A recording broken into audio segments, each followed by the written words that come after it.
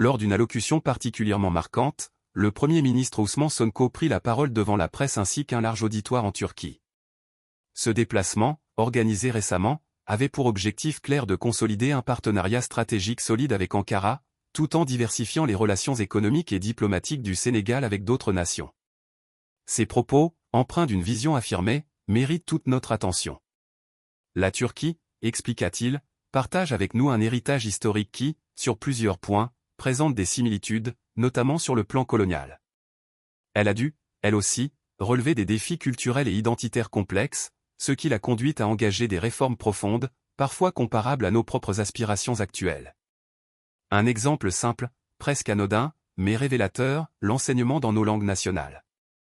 C'est un sujet fondamental, directement lié à notre identité et à notre avenir. S'adressant ensuite directement au président turc, Sonko poursuivit, « Monsieur le Président, je salue votre volonté et je dirais même votre décision d'élever le volume de nos échanges commerciaux pour atteindre la barre symbolique d'1 milliard de dollars, soit plus du triple de nos échanges actuels. C'est un objectif ambitieux, porteur d'une vision claire et partagée, et soyez assurés que nous y répondrons avec la même détermination. » Le Premier ministre rappela également que la Turquie et le Sénégal avaient déjà signé plusieurs accords dans des domaines variés, exploitation minière, production énergétique, agriculture, pêche, industrie de défense, et bien d'autres. L'ambition affichée est limpide, consolider cette coopération et, à terme, viser les 3 milliards de dollars d'échanges annuels. Notre ambition, précisa-t-il, ne se limite pas à renforcer des liens déjà établis. Nous voulons explorer tout le potentiel encore inexploité entre nos deux pays. Dans l'agriculture, les énergies renouvelables, ou encore les transports, la Turquie peut jouer un rôle majeur à nos côtés, dans le cadre de notre vision 2050, en tant qu'investisseur, partenaire stratégique et allié institutionnel. Il évoqua ensuite la situation héritée de ses prédécesseurs, nous avons reçu en héritage une situation budgétaire et financière délicate. Mais nous avons choisi de prendre notre destin en main, sans détour. L'Afrique n'est pas l'avenir du monde, elle en est déjà le présent. C'est le continent qui offre les marges de progression les plus vastes pour stimuler la croissance mondiale. Sous le leadership du président Bassirou Diomaye Faye, poursuivit-il, le Sénégal incarne une nouvelle génération de dirigeants africains, des leaders décomplexés, conscients de leurs responsabilités, qui ne réclament pas la charité mais recherchent une coopération équilibrée, fondée sur le respect mutuel. Il insista ensuite avec fermeté, nous ne sommes pas ici pour mendier ou supplier. Nous exigeons des relations d'égal à égal, dans un monde multilatéral équilibré, sans aucune volonté de domination. Ceux qui croient encore pouvoir imposer leur volonté au reste du monde devront tôt ou tard en assumer les conséquences. Sonko mit aussi en avant la position de la Turquie, votre pays adopte une vision du monde que nous partageons, ouverte, respectueuse, mais déterminée à affirmer sa place sur la scène internationale. Il rappela que la Turquie investit déjà massivement en Afrique dans divers secteurs, notamment au Mali, au Burkina Faso, au Niger, et dans la formation des jeunes via des bourses d'études.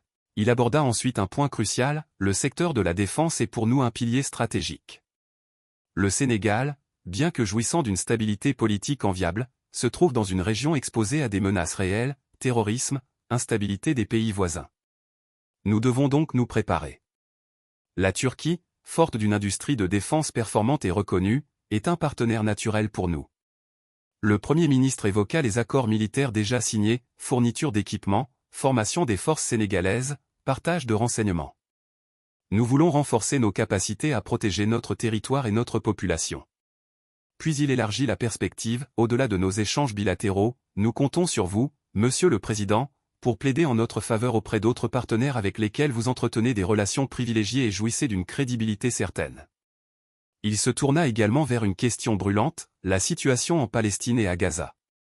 Ce qui se passe sous nos yeux n'est rien d'autre qu'un génocide organisé et une appropriation illégitime de territoires entiers. Le Sénégal a toujours défendu les droits inaliénables du peuple palestinien, et nous continuerons à le faire. Sonko salua alors le courage du président turc, vous faites partie de ces rares leaders qui refusent de rester silencieux face à l'injustice, et nous vous en remercions. Le narrateur, quant à lui, rappela les critiques adressées à Sonko et Bassirou Diomaye Faye, certains leur reprochent de ne pas avoir rompu brutalement avec l'ancienne puissance coloniale, contrairement à d'autres pays africains. Mais la question demeure, faut-il systématiquement passer par la confrontation pour affirmer son indépendance, ou peut-on la reconquérir avec diplomatie et pragmatisme? En guise de conclusion, Sonko lança un appel appuyé, Monsieur le Président, nous espérons votre accompagnement durant cette période sensible. Demain, nous entrerons dans une phase de rencontre avec le secteur privé turc, car nous voulons que cette coopération repose aussi sur l'implication directe des acteurs économiques. Il cita enfin l'exemple turc, n'ayez pas peur de suspendre certaines relations lorsqu'elles ne servent plus vos intérêts. Nous aussi, nous comptons avant tout sur nos efforts internes, tout en restant ouverts à des soutiens équilibrés. Et il conclut solennellement, encore une fois, au nom du président Bassirou Diomaye Faye, de ma délégation et de tout le peuple sénégalais, je vous exprime notre profonde gratitude.